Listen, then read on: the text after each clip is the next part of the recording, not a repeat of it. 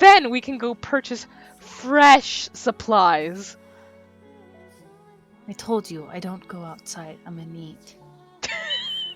I mean, you're not wrong.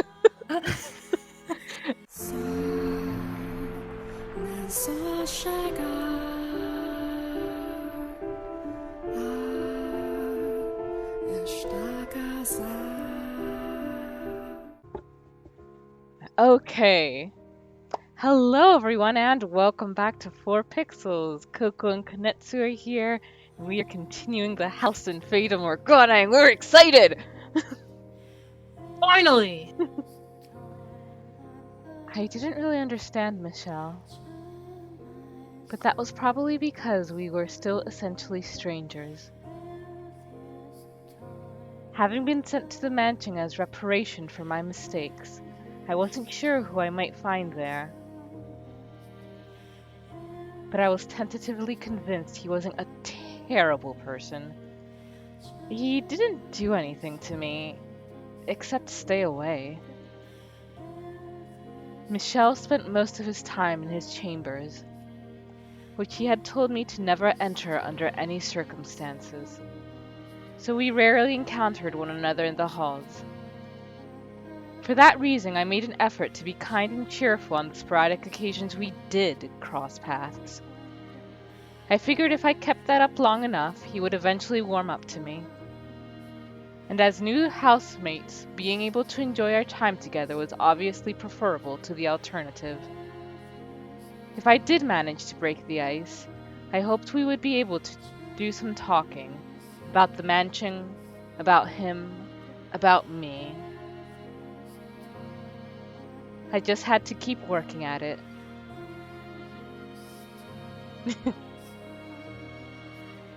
Michel didn't need me to take care of him. He handled his own day-to-day needs and activities by himself, and in fact, he didn't ask me for anything. An aristocrat who had no use for his servant. I hadn't met anyone like him before. Alright then. That meant about all I could do was clean. I wasn't sure how his room looked, but the rest of the house was, quite frankly, an absolute disaster. The dust was so heavy it was obvious it hadn't been touched in years. Let's get started. It couldn't be healthy to live in these conditions, so I set out to clean each room in the house one by one. That said, it wasn't going to be an easy task. Not because I was bad at cleaning. In fact, I consider myself quite good at it. But because it was near impossible to find all the dust and grime that needed cleaning under the flickering light of a candle. I can't understand how anyone sane can live in this dark. What's wrong with him? Maybe he's actually a vampire. Oh god, wouldn't that be something? I can imagine it now, him sneaking out each night to suck the blood of pretty girls. Priceless. That means I'm in trouble. Ugh, look at me. This one-woman comedy show here. Yep. Oh my god, I love her. I know, she's great. If I am able to get him to warm up to me, though, maybe that'll give me a little more room to make some changes. Like opening some windows, perhaps? No light, no fresh air. No, thank you. Anyway, I set the candlestick down, pulled over a chair to stand on, and started wiping down the shelf. The chair's legs seemed to be uneven as it wobbled slightly beneath me. So many books. Such a stark contrast to the present. Ooh. I wonder, do they all belong to him? I knew parchment was expensive, so it was rather astonishing seeing so many stacks of it in one place. There were even some books with bulky, extravagantly decorated covers. He does come from an esteemed family. I'd spent enough time at his family's home. He was a constant bustle of servants and guests, the exact opposite of what this mansion was like. Why had he left his home? What had he done to be sent all the way out here, to this remote mansion with a less than savory reputation? Need to be careful not to overstep my bounds. I am a servant now. A servant. But once the thought had crossed my mind, I couldn't get it out. I'd always had a bad tendency to chase my curiosities as soon as they struck, pushing to scratch the itch no matter how much my actions annoyed others. I couldn't do that here, though. I was a simple servant, and if I got on Michelle's bad side, I risked getting thrown out. I wonder what kind of books he's got in here. So I attempted to distract myself. I grabbed one of the books and attempted to pull it out. What? But the strings binding the parchment must have gotten tangled at the back. Whoa! Because the books on either side tilted back with it. Ah! And then the entire row came crashing down upon me. Ow. Oh, for cripe's sake! I had fallen off the chair and a downpour of books was still coming down on me, a mounting of dust with it. Seriously? What are you doing? What? Suddenly, Michelle was there, looking down on me from a little ways away. There was, as usual, not much I could read from his expression, but I could hear a vague trace of exasperation in his voice. I was doing some cleaning and... Impressive work.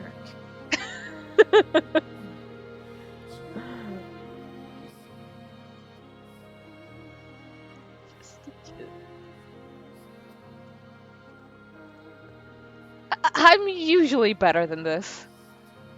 It's just so dark. Mistakes should be expected. I really think we should open some windows, Master. Get some light, some air flowing through here.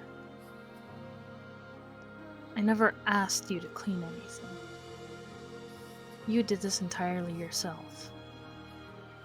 But there's so much dust. It can't be good for you. I am perfectly healthy. I don't see the problem. Had he even seen himself?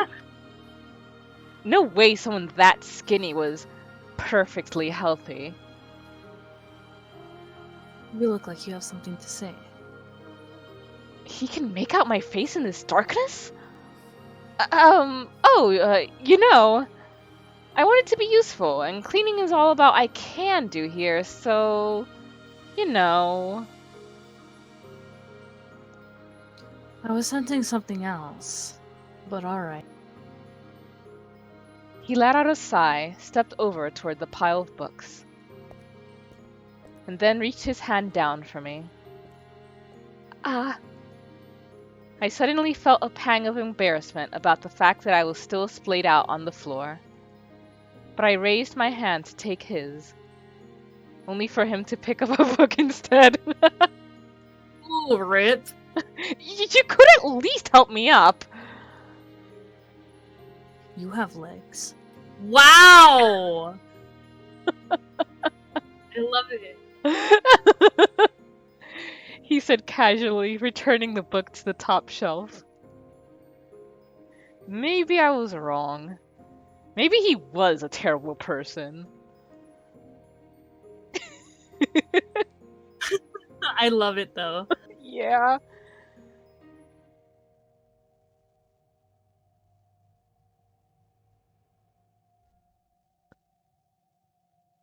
So, Master, are all these books yours? Giselle asked, not a trace of remorse visible on her face, despite having made a mess of the room she was supposedly trying to clean. I gave a curt nod. Really? That's impressive. Must have been hard work getting them all in here, huh? I like how her hair is kind of like transparent on her face. Oh yeah. It looks really cool. There's gotta be 100 books here. Kind of makes sense because that would happen with like the light illuminating her face. You could fill a whole carriage at least. Looks like you've got your own personal library. She had been pouting only a few moments earlier, but her smile was back in short. Her jade eyes were like little balls of curiosity, glittering in the faint candlelight. I was not particularly fond of overly expressive, rather, overly curious. Did they not care that they trampled uninvited into other people's personal spaces? Or were they not even aware that their actions were invasive? I averted my gaze from hers. I receive one roughly every month. Ah, I see. Wait. She turned back toward the shelves. I presumed she understood the implications of what I had just said. Of the fact that there were nearly 100 tomes here, and I received only one a month. Huh. Giselle fell silent. I couldn't blame her if she thought my circumstances, or my family, or my life bizarre. But I didn't care what she thought of me. In fact, it was to my advantage for her to be uncomfortable. I just needed her to stay quiet and keep her nose out of my business. There's more than I thought. That'd be like 8 or 9 years then. Would it? I think so. If he 100 months? Oh, well, not exactly 100, I guess. I said not to her, but to myself. I had no reason to count the passage of time anymore. Only the book served as a record of how long I had been there. 121! What? There are 121 books! 10 years in 1 month! Oh, she did the math for me. Thank you. You were counting? I thought she had just sheepishly gone quiet. What an inscrutable woman. You've been here in that mansion for that long? All by yourself? The truth was, there had been times when I wasn't alone. But Giselle had no need to know that. You already know the answer. A look of pity formed in Giselle's eyes. Enough.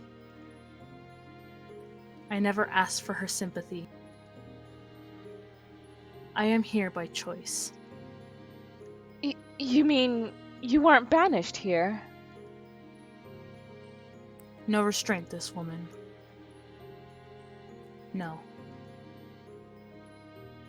I came here of my own volition. I didn't care enough to elaborate, though. Picking another book off the floor, I brushed the dust off its cover. It was a gaudily decorated tome. That's a very fancy book, isn't it? But apparently, Giselle was unable to take a hint. What's it about? I let out a sigh and opened to no page in particular, sticking the book out toward her. That's a possibility. She was a servant, and a woman. There was no way she could read. Let's see here. This land is hardly suitable for cultivation. It can only produce over sour grapes. I would probably get out more of it if I tore down the fields and made it into a market. It sounds like Lord's diary, Eat that, Michelle. You can read? I was caught slightly off guard. It was rare for a noble woman to be able to read and write, let alone a servant.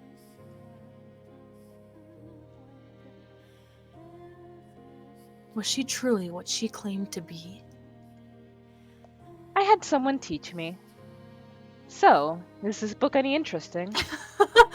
I like how she doesn't even care that he assumed she couldn't read. Yeah.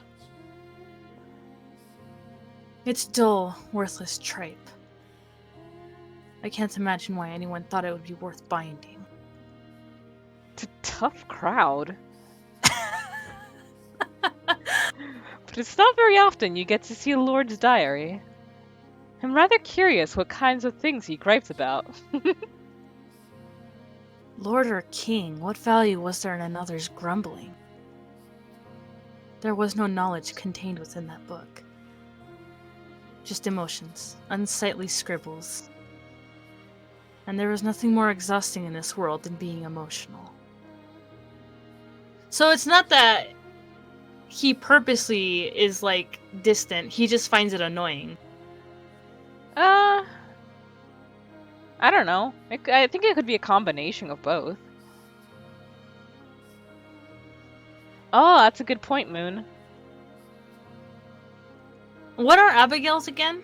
Abigail's are, because it was actually pretty rare for there to be female servants, apparently. Abigail's were women servants who attended noble women, and usually they were picked from other noble families who sent their younger daughters to sort of train and, get accustomed to being in high society. Oh! I've read about that before. Yeah, because remember, in the first chapter, like, there was this whole thing about where did the white-haired girl come from? Who is her family? Oh, right! That wasn't my intention, but alright. Once I've got the whole mansion cleaned, I'll read it. I told you, you don't have to clean. Oh, I've got an idea, Master. If you're interested, maybe we could read it together.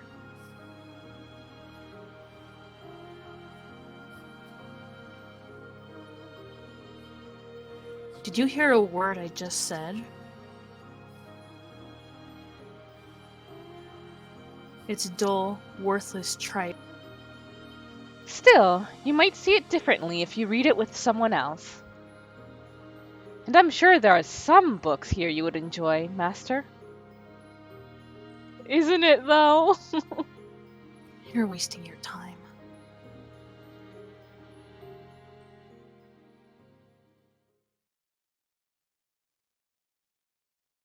The suspicion and restraint budding between us was trite and insignificant at that point. She was still smiling, after all. If I had been able to maintain that distance, then perhaps I wouldn't have ended up hurting her.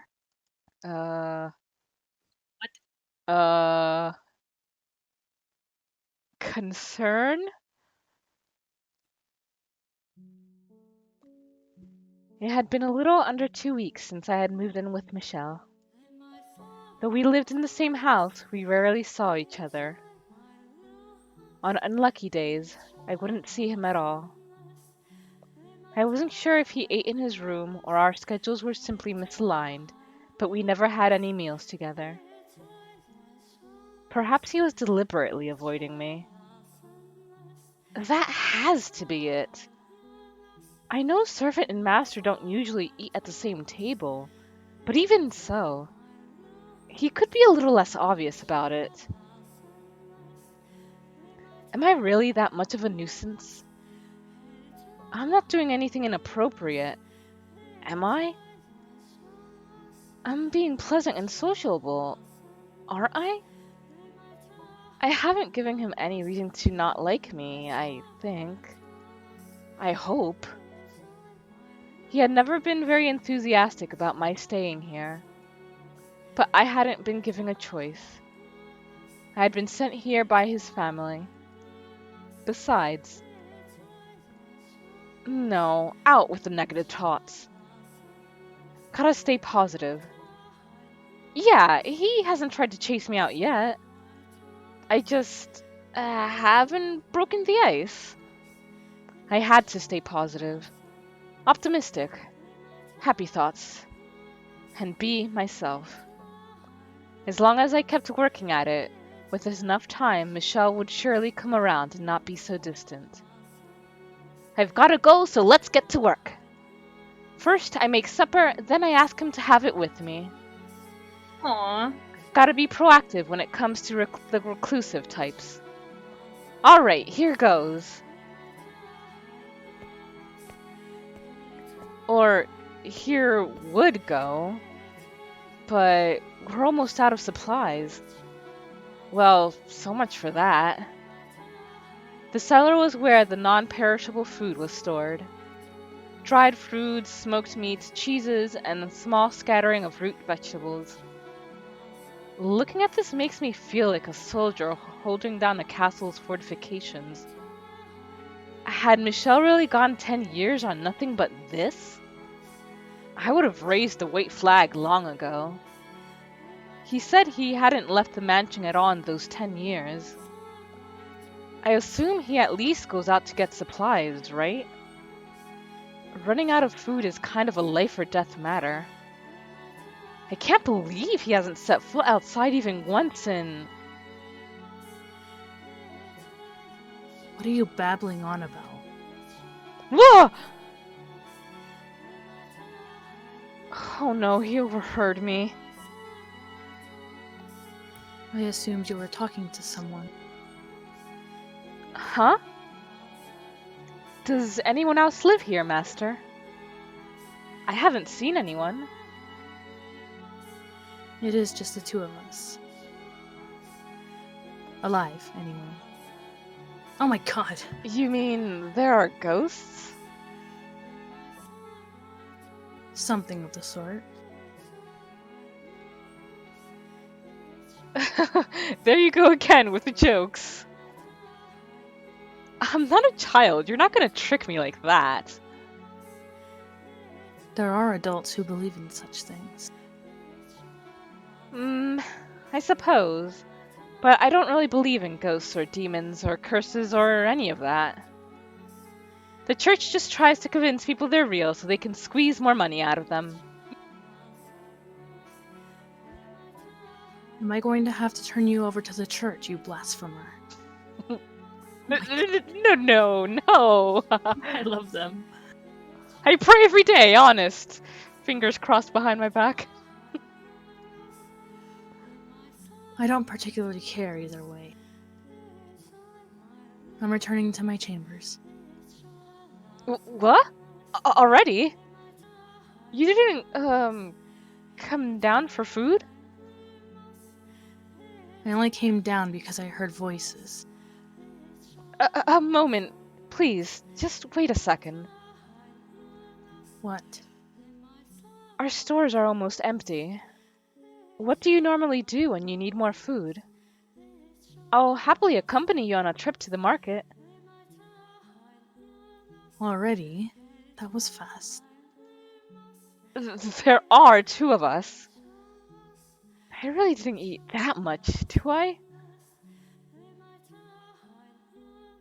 In the dim light, it was difficult to make out Michelle's expression, but I thought I could see a tinge of annoyance on his face. Hold your ground, Giselle. You said you wanted to get closer to him. Is that a parsnip? Michelle was holding a tangled ball of roots. The reason I asked was because the parsnip looked like it was on the verge of total decomposition. See, there's still food. He then handed it to me. Wait, you want to eat that? It's clearly seen better days. You're going to get sick. Or are you telling me you can survive on rotten vegetables? Of course I won't eat it. I just figured you were hardy enough to survive. Oh my god!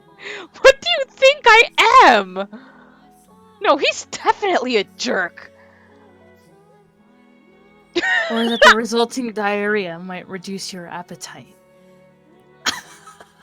You're kidding, right? You can't be serious. Anyway, we should bury that outside. Then we can go purchase fresh supplies. I told you, I don't go outside. I'm a neat.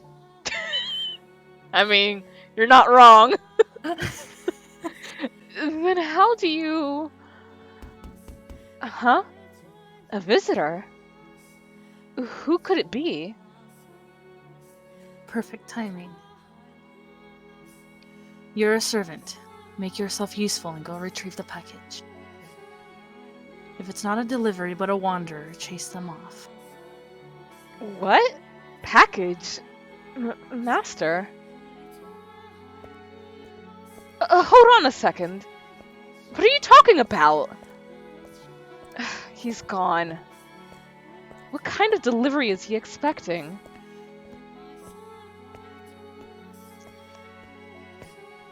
Michel stood there, unmoving, veiled in shadow. He glanced over at me, then threw his gaze to the front door. At his command, I raised the bar, pulling open the door.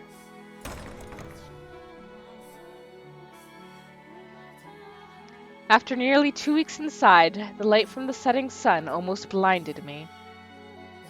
The world went white, my head pounding. After a few moments of intense blinking, my eyes acclimated themselves to the evening sunlight. There was no one outside. Only a crate easily large enough to fit a child. Is this the package? Master? I turned back to face Michel, but he wouldn't meet my eyes. Though it seemed more like he was avoiding looking at the light than at me. He's starting to seem more and more like a vampire. Not that I believe in vampires, of course. Regardless, I pray there's nothing bad in here. That's heavy. Master, could I get some help? Gee, thanks. I'm a servant, admittedly, but this is a lot to ask of just one girl. A little help would sure be nice. Once it's inside, close and bar the door. He said dispassionately, his head still turned toward the darkness. As you wish, master.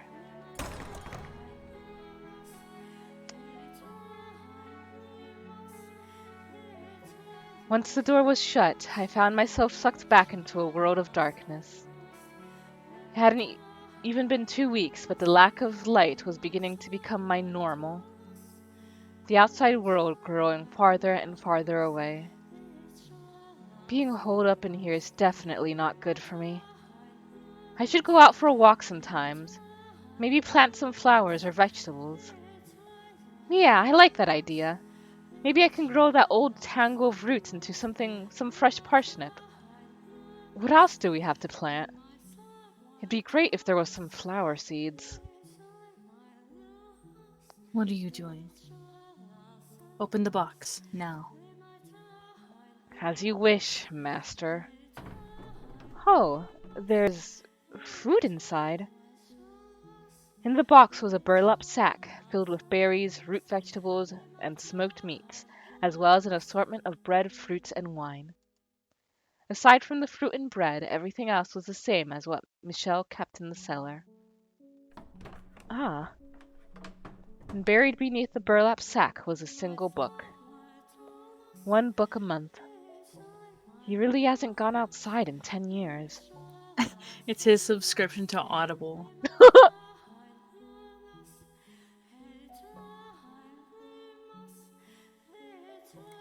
It appears you have begun to grasp the situation.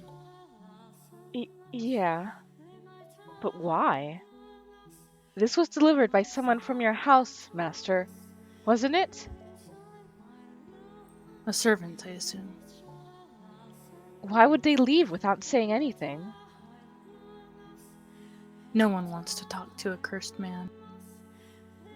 In the past, they would occasionally check in on me, but that hasn't happened recently. They think you're cursed. Ah, right. You don't believe in curses. Then come up with your own explanation. An excuse for them to want to stay away from me. That, for example, I killed someone, or maybe that I'm insane. Look at his face! Oh God! I was, I was kind of confused because like or maybe that It I'm went so insane. fast. Yes, I was looking at that and oh God, Michelle. That reminds me. If Does the backlog still continue to be something that changes, or is it normal from now on since we're getting the real Well, story? I think in the last one it was fucked up because Morgana was intentionally screwing it up. Yeah, that makes sense. So many stuff. I don't like it.